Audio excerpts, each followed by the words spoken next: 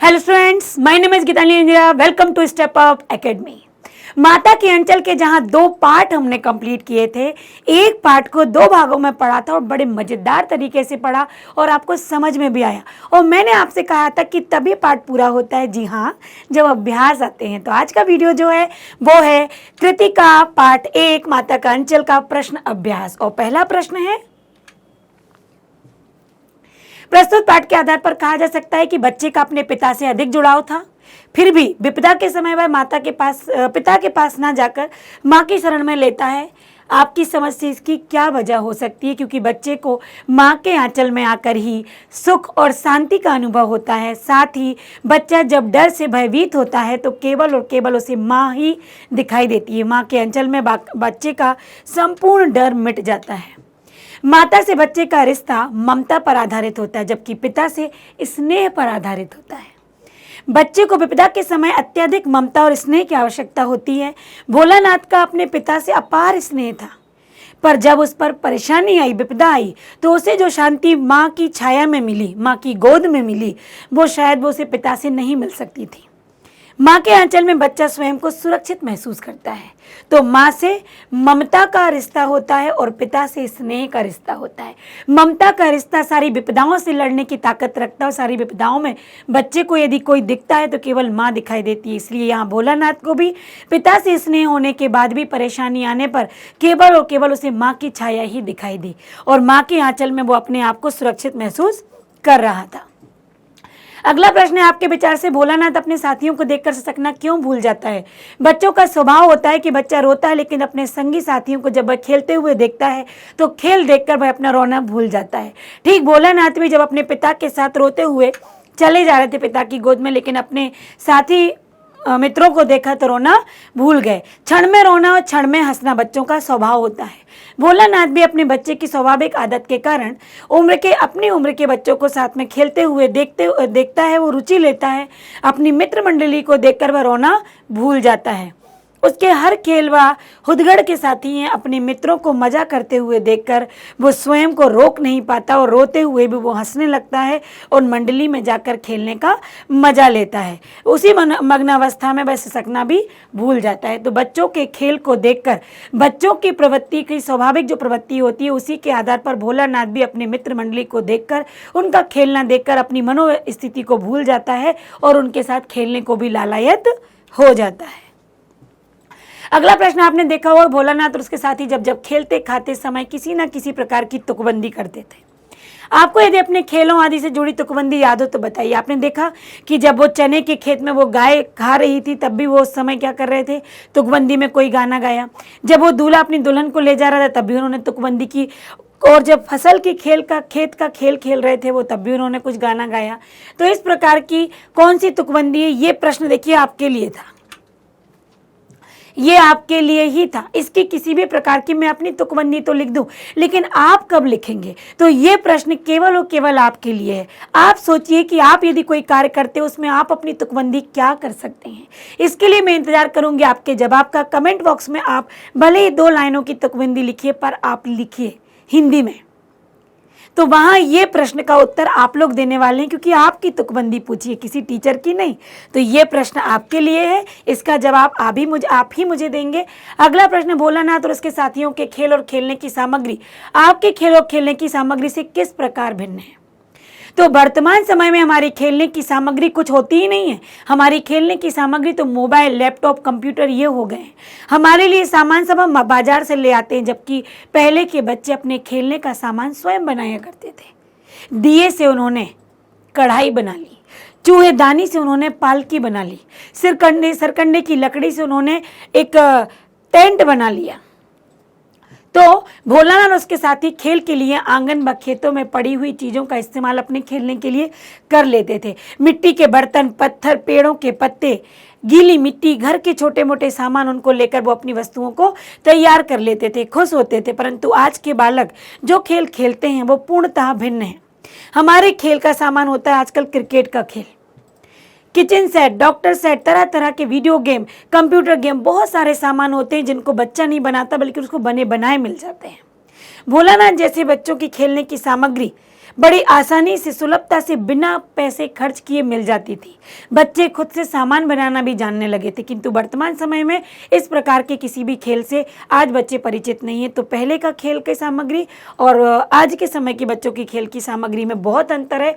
आज के बच्चे अपनी खेल की सामग्री बाजारों से खरीदते हैं, जबकि पहले के बच्चे स्वयं टूटी फूटी वस्तुओं से अपना सामान बना लिया करते थे।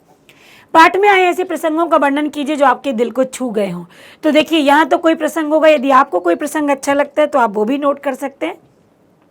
भोलानाथ जब अपनी पिता की गोद में बैठा हुआ आईने में अपने प्रतिबिंब को देखता है और पिता जब देखने लगते हैं तो वो हिचकिचाता है, शर्मा जाता है।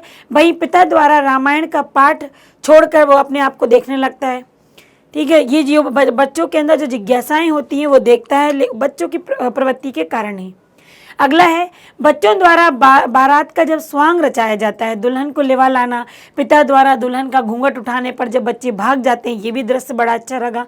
बच्चे का अपने पिता के साथ कुश्ती लड़ना, पिता कुश्ती में हार जाते हैं, फिर पिता रोने की एक्टिंग करने लगते हैं और बच्चा देख के हंसने लगता है। ये और बच्चा जब पिता की मूंछें खींचता है और पापा जो उस पिताजी वो रोने की जो प्ले करते हैं, जो एक्टिंग करते हैं, जो प्रहसन करते हैं, वो भी बड़ा ही सुंदर दृश्य था। इस उपन्यास में अंश में 30 के दशक की ग्राम्य संस्कृति का चित्रण है। आज की ग्रामीण संस्कृति में आपको किस तरह के परिवर्तन दिखाई देते हैं? तो पहले जो गांव की स्थिति होती थी, 30 के दशक की ग्राम्य संस्कृति में किसी भी प्रकार के दिखावे का अभाव था, किसी भी प्रकार का दिखावा नहीं था। जो व्यक्ति अंदर था वो बाहर था। लोग बहुत सीधे साधे हुआ करते थे, आपस में मिलजुल कर रहते थे। यदि किसी एक के घर में कार्यक्रम होता था तो ये समझो कि संपूर्ण गांव उसमें पूरे तरीके से लगकर भागीदारी देता था। गांव में बचपन में खेल खेल में ही वे सभी बातों को सीख जाया करते थे। बच्चे जो बड़े होकर सीखते हैं, खेती करना उनको आ जाता था, घर के सामान बनाना उनको आता था, बहुत सारी व्यवहारिक बातें भी सीख जाते थे। आज की ग्रामीण संस्कृति में काफ़ी बदलाव आ गया है। अब गांव में दूषित राजनीति के पांव पसरने लगे हैं। गांव के लोगों के अंदर भी जाति, धर्म की, संप्रदाय, अमीरी, गरीबी जैसे भेदभाव उत्पन्न हो गए हैं। आज गांव के लोग भी शहरीकरण की तरफ, शहरों की तरफ भाग रहे हैं, शहरों की सुविधाएं प्राप्त करने लगे हैं, जिसलिए अब गांव के अंदर भी शहर जैसा माहौल और गांव अब पहले जैसे नहीं रहे। वो मेल मिलाप, वो मानवता गांव में भी अब धीरे धीरे समाप्त होती जा रही है। अगला प्रश्न है, पाठ पढ़ते पढ़ते आपको भी अपने माता पिता का लाड प्यार याद आ रहा होगा। तो आपने अपना बचपन याद किया जब आप ये पाठ पढ़ रहे थे? कमेंट कीजिएगा मुझे। अपनी इन भावनाओं को डायरी में अंकित कीजिए कि अब आप बड़े हो गए हैं तो बचपन के कौन से पल, कौन से क्षण आपको याद आते थे। ये सब आपको अपनी डायरी में नोट करना है। यहाँ नोट नहीं होगा, यहाँ तो मैं लिख दूंगी तो अपने बचपन के पल लिख दूंगी, पर आपको अपने बचपन के पल लिखना है। तो पिछला प्रश्न भी आपके लिए जाता है कि आप ऐसी कौन कौन सी बातें जो आप याद करते हैं, जिन्हें आप अपनी डायरी में अंकित करेंगे और वही क्रमांक उठाकर हमारे कमेंट बॉक्स में भी कमेंट करेंगे। अगला है, यहाँ माता पिता का बच्चे के प्रति जो वात्सल्य व्यक्त हुआ है उसे अपने शब्दों में लिखिए। तो माता पिता, माँ और पिता दोनों का बच्चे से वात्सल्य प्रेम होता है। भोलानाथ के पिता अपने पुत्र के प्रति बहुत स्नेह रखते थे।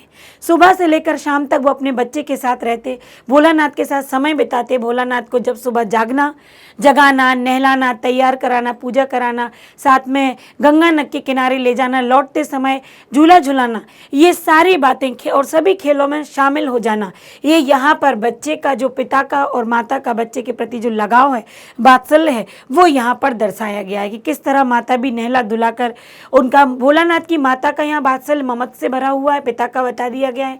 भोलानाथ को भोजन कराने के लिए उनका भिन्न भिन्न प्रकार से स्वांग रचाना, हर कौर को अलग अलग पक्षी की बनावट का बताना और फिर बच्चे को खिलाना जिससे बच्चे का पेट भर जाए।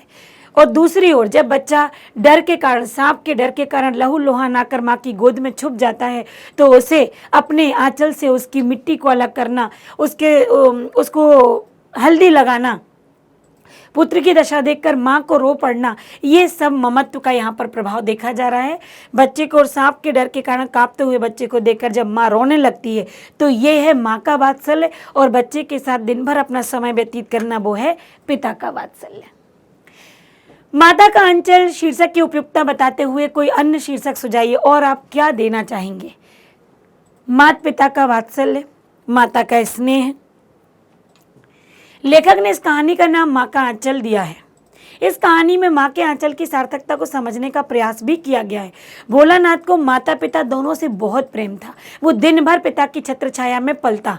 पिता उसकी हर क्रीड़ा में हमेशा उसके साथ रहते। सुबह का उठना, नहलाना, धुलाना, पूजा करना, गंगा नदी के किनारे जाना, झूला झुलाना, ये सब कुछ पिता के साथ होता था। लेकिन जब भोलानाथ सांप के डर से दौड़ता भागता लहूलुहान हुआ भागा तो पिता की आवाज उसे नहीं सुनाई दी, उसे केवल माँ की गोद ही दिखाई दे रही थी। तो ये था माता के आंचल का प्रभाव कि जहाँ बेटा, जहाँ पुत्र या संतान माँ के आंचल में जाकर संपूर्ण दुख, कष्ट और भय को भूल जाती है। तो इसी प्रयास में वह अपने पुत्र की पीड़ा को समाप्त कर सके। माँ का यही प्रयास उसके बच्चे का आत्मीय सुख व प्रेम का अनुभव कराता है। इसके लिए एक और शीर्षक हो सकता है माँ की ममता, क्योंकि कहानी में माँ के स्नेह को ही मुख्य प्रधानता दी गई है। जब बच्चा डर जाता है, जब उसके प्राण सूखने लगते हैं, तब उसे केवल एक ही सहारा दिखाई देता है और वो है माँ की गोद। अगला प्रश्न है, बच्चे माता पिता के प्रति अपने प्रेम को कैसे अभिव्यक्त करते हैं? बच्चे कैसे प्रेम दिखाते हैं? माता पिता की गोद में बैठकर या पीठ पर सवार होकर, माता पिता के साथ विभिन्न प्रकार की बातें करके अपना प्यार जताते हैं। माता पिता से किसी भी कार्य के लिए, किसी भी वस्तु के लिए जिद करना, मांगना, अपना प्रेम अलग तरीके से व्यक्त करते हैं। माता पिता को कहानी सुनाना, अपनी घटनाओं के बारे में बताना, घुमाने ले जाने के लिए कहना, अपने साथ खेलने के लिए कहना, माता पिता को अपने दोस्तों की सारी बातें बताना और उन दोस्तों के बारे में पूछना, रिश्तेदारों के बारे में पूछना, उनके माँ के पिता के बचपन के बारे में पूछना, ये सब बच्चों का जो होता है वो माता पिता के प्रति अपना प्रेम व्यक्त करने का एक तरीका होता है। इस पाठ में बच्चों की जो दुनिया रची गई है, भाई आपके बचपन की दुनिया से किस प्रकार भिन्न है? देखिए, यहाँ बच्चे की जो दुनिया है, इस कहानी की जो प्रस्तुति है, जब बच्चों के पास खेलने के लिए अत्याधुनिक सामान नहीं हुआ करते थे, लोग अपने खेलने की प्रकृति से जो खेल है वो अपने रोज का जो सामान होता था, प्रतिदिन का जो सामान होता था, उन सामानों से अपने खेलने की सामग्री बना लेते थे। मिट्टी, खेत, पानी, पेड़, मिट्टी के बर्तन आदि उनके साधन होते थे। परंतु आज के बच्चों में ये अंतर देखा गया है। आज के बच्चे पिछली दुनिया से बहुत भिन्न हैं। आज के बच्चे टीवी, कंप्यूटर आदि में ही अपना समय व्यतीत करते हैं, या फिर वो क्रिकेट, बैडमिंटन, चॉकलेट, पिज़्ज़ा आदि में ही अपना बचपन निकाल देते हैं। तो पिछले बचपन से और आज के बचपन में ज़मीन आसमान का अंतर है, क्योंकि अब बच्चे उस तरीके के खेल नहीं खेला करते। फणीश्वर नाथ रेणु और नागार्जुन की आंचलिक रचनाओं को पढ़िए। अब इन रचनाओं को आपको पढ़ना है, यहाँ पर बता दिया गया है। अंतिम जो आपने स्लाइड देखी, यहाँ तो हमारा समाप्त हो गया। फणीश्वर नाथ और नागार्जुन की रचनाओं को आप पढ़ेंगे तो आपको आंचलिक क्षेत्र का ज्ञान होगा कि गांव में, अंचल में किस प्रकार का माहौल हुआ करता था, किस प्रकार का वातावरण, क्योंकि इनकी जो कहानियां हैं वो ग्रामीण स्तर की हैं। तो आप जब इनकी नागार्जुन और फणीश्वर नाथ रेणु की जब आप कहानियां पढ़ेंगे, मेला आंचल जो फणीश्वर नाथ रेणु का उपन्यास है, आप उसे भी पढ़कर देखिएगा, तो वहाँ पर आपको जो गांव का जो जीवन होता है वो दृश्य देखने को मिलता है। तो पाठ के अंत में ये आपको यहाँ पर एक सुझाव दिया गया है कि इनको आप पढ़िए, जिससे आप गाँव के माहौल से भी परिचित हो पाएँ, क्योंकि बहुत ही सुंदर माहौल होता है, बहुत कुछ सीखने योग्य होता है और स्वास्थ्य से भी परिपूर्ण होता है। तो यदि कभी मौका मिलता है तो गांव भी जाइए, वहाँ के वातावरण को महसूस कीजिए, रहिए, वहाँ के खेलों को भी अपनाने की कोशिश कीजिए। और यदि नहीं जा पाते हैं तो ऐसे लेखकों के, ऐसे उपन्यासकारों के उपन्यासों को पढ़िए जहाँ आप गांव के वातावरण के साथ मिलजुल पाएँ। तो माँ के अंचल पाठ में जहाँ आपने माता पिता के स्नेह को देखा, अनुभव मतलब उसको महसूस किया, और खुद का अनुभव भी आपने सोच लिया होगा कि आपको किस तरीके से स्नेह मिलता है, क्या आपका बचपन रहा, किस प्रकार के खेल रहे, या कभी अपने अपने माँ के बचपन को सुना तो उनके खेल किस प्रकार के रहे। साथ ही यहाँ ग्रामीण दृश्य को भी दिखाया गया। तो पाठ में कृतिका जो पूरक पुस्तिका का ये प्रथम पाठ था, इसमें आपने बहुत कुछ सीखा है, बहुत कुछ जाना है, गाँव के परिदृश्य को आपने यहाँ पर देखा है। तो इसी का जो अगला पाठ होगा वो भी बड़ी जल्दी उपस्थित होंगे मैं लेकर, तो आप उसका इंतजार बनाए रखिए, चैनल के साथ जुड़े रहिए। और जो आपको कमेंट करने के लिए प्रश्नों के उत्तर मैंने बोले हैं वो अवश्य करना है, जिससे ये पता लगेगा कि आपने अपना होमवर्क कंप्लीट किया है। आज के लिए बस इतना ही। Thank you so much.